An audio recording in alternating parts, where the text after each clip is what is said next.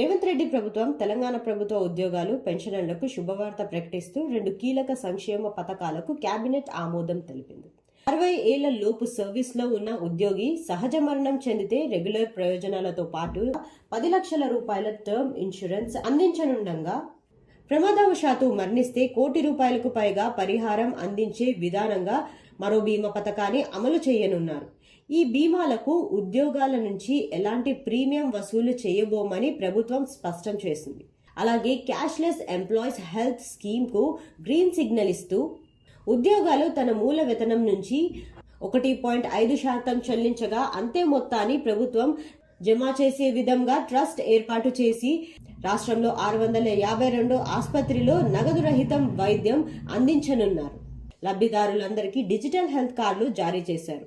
ఈ నిర్ణయాలతో సుమారు 7.56 లక్షల మంది ఉద్యోగాలు, పెన్షనర్లు మరియు వారి కుటుంబ సభ్యులు కలిపి 17 లక్షల మందికి పైగా లాభం చేకూరనుంది.